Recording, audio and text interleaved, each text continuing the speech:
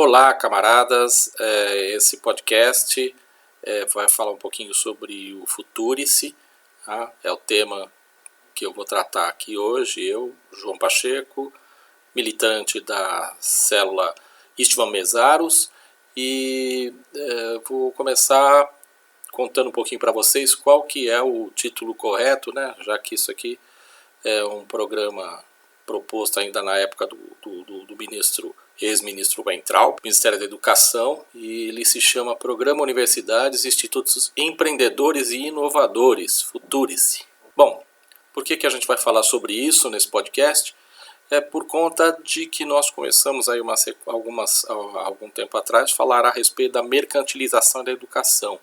E esse aqui eu acho que a gente retoma de novo esse ponto, e nós vamos falar um pouco sobre esse projeto, né, que ele trata da educação superior. Hoje já é um projeto de lei que está na Câmara dos Deputados, mas ele começou o percurso desse programa, começou ano passado, né, em julho do ano passado, 2019, e ele já começou errado, porque não houve a participação dos envolvidos, né, e ele passou por algumas consultas públicas que identificaram várias fragilidades técnicas e jurídicas, né? E inclusive acabou por haver uma grande rejeição na maior parte das instituições federais de educação superior, né? As universidades e os institutos federais.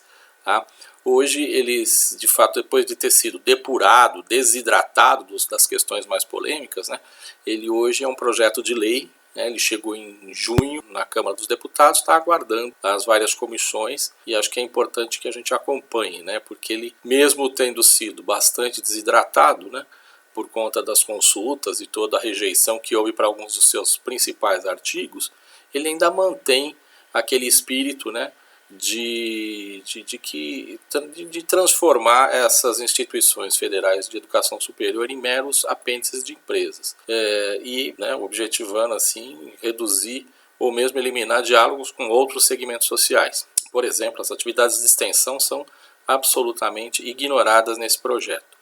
Por que o governo está fazendo isso? Qual foi a intenção? Na verdade, né, a justificativa é que as instituições federais de educação superior têm que procurar recursos adicionais, além daqueles que são asseguradas constitucionalmente. Tanto o que ele não conta é que a razão oculta disso é a existência da emenda constitucional 95, do teto de gastos, porque essa emenda, na realidade, ela acaba por inviabilizar o funcionamento dessas instituições. Dentro de algum tempo, não vai haver, né, existe de fato um crescimento vegetativo, mas não tem uma série de gastos que essas instituições acabam incorrendo, até mesmo para se inovar, para se modernizar, para poder acompanhar, elas deveriam estar sendo que, de certa maneira, teria que haver aumento de verba orçamentária para as instituições. Como isso não ocorre, o que eles estão dizendo? Olha, desculpe, mas vocês vão ter que procurar dinheiro em outro lugar. Acho que é importante, né, que a gente dê uma olhadinha no texto, porque ele, de certa maneira, ele nos dá algumas pistas, né, de como eles pretendem que isso funcione. Quais são os elementos chaves aí desse projeto de lei que está lá na Câmara dos Deputados? O primeiro deles é o contrato de resultados, né? As instituições, elas terão que firmar um contrato de resultados com o Ministério da Educação para que possam receber essa verba extra. Vão haver indicadores de desempenho e muito embora o Ministério no início do projeto diga, né, afirme respeitar a autonomia das universidades e dos institutos federais, isso na prática você acaba percebendo que no projeto isso não ocorre, né? O fato de você estabelecer indicadores, né, que eles dizem que vão até estabelecer nos contratos de comum acordo, torna bastante duvidoso, né, de que essa ingerência não se torne muito mais forte, de maneira que o Ministério da Educação estabeleça quais são os projetos e os temas que ele quer tratar, que as universidades pesquisem e trabalhem, né?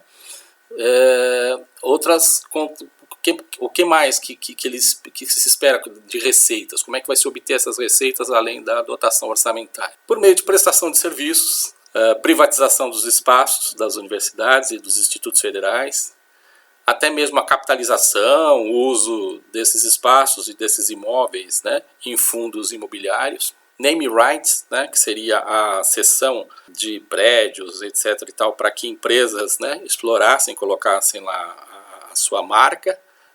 a cessão de laboratórios e até mesmo a criação de redes de laboratórios com o objetivo de atender às demandas das empresas, um reforço grande dos núcleos de inovação tecnológica, que isso já é tratado em outras legislações anteriores, inclusive a futuras, no sentido de que eles se tornem grandes intermediadores desses negócios. E um eixo importante que aparece ao longo de todo o projeto é o empreendedorismo, que eles até fomentam, aliás, eles mencionam, e provavelmente vai ser uma das metas, né, nos indicadores, a inserção de disciplinas de empreendedorismo nos currículos e na própria capacitação dos servidores. Então essas são você permeia todo o ideário neoliberal, permeia esse projeto, dá para perceber isso.